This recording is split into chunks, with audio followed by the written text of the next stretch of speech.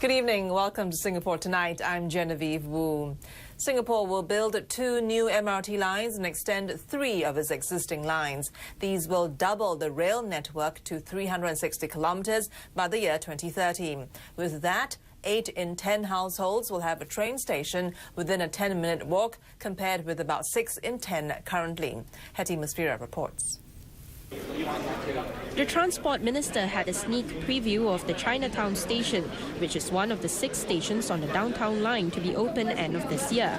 And to meet rising ridership expected in the next 20 years, Mr. Lui announced ambitious plans to further improve the rail network.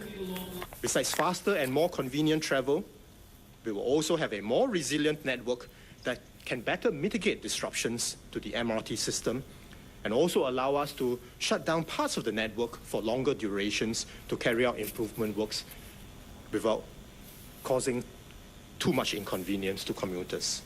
So the network will evolve from this to this come 2030. There'll be a new cross-island line, or CRL, spanning some 50 kilometres. It'll start from Changi in the east, go past areas like Punggol and Ang Mo Kio, before terminating at Jurong Industrial Estate in the west. To be connected to all existing lines, the CRL is expected to relieve the load of the east-west and north-east lines and shorten journey times significantly. For example, it currently takes about 40 minutes to get from Punggol to Pasir Ris by bus. But with the CRL, it'll take just 10 to 15 minutes. The second new line is a 20-kilometre Jurong region line in the west, which will be ready by 2025. It'll run through areas such as Choa Chu Kang, West Coast and potential new developments in Tengah. Those travelling from the north to Jurong, like students of Nanyang Technological University, can skip Jurong East Station on the east-west line. This will not only shorten their travel times, but also redistribute ridership out of the heavily used Jurong East interchange station.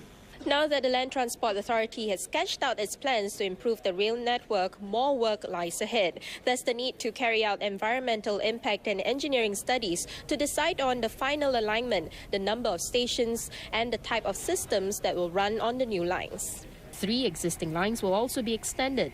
The Circle Line will come full circle by 2025, with a 4-kilometre link between the Harbourfront and Marina Bay stations. This will save commuters the hassle of making multiple transfers. By then, the downtown line will also be 2 kilometres longer to run through the East Coast area. And by 2030, 1 more station will be added to the North East line to serve planned developments in Punggol North.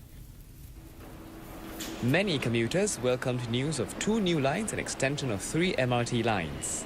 Those heading to the west, like to the Nanyang Technological University, find it most beneficial. I definitely think it's good because NTU is really far and inconvenient from everywhere else. It takes me about an hour and a half to get to school and back, from Potong Pasir.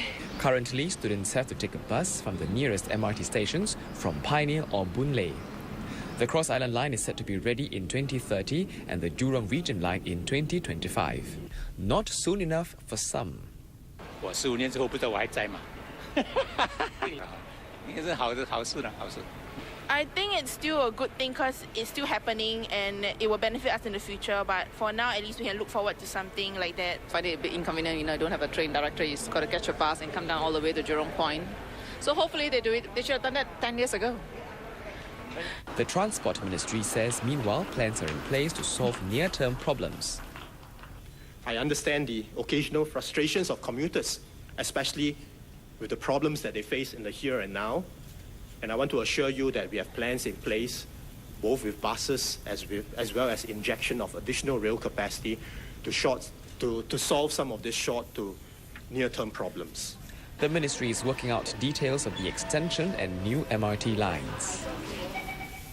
Property analysts say home prices near the proposed new MRT lines will not head north significantly with the announcement of the expanded rail network today. Well, at least not in the short term. They told our reporter Wang Xiuying that prices, however, could track up by 30% when the new MRT lines are near completion. Accessibility is a key selling point in any property transaction.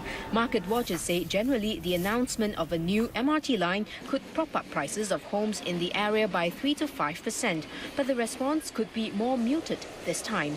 Some analysts say under normal circumstances, news of the new MRT lines would have generated more excitement among developers, buyers and sellers alike. But chances are right now they are probably still thinking about the impact of the cooling measures introduced recently.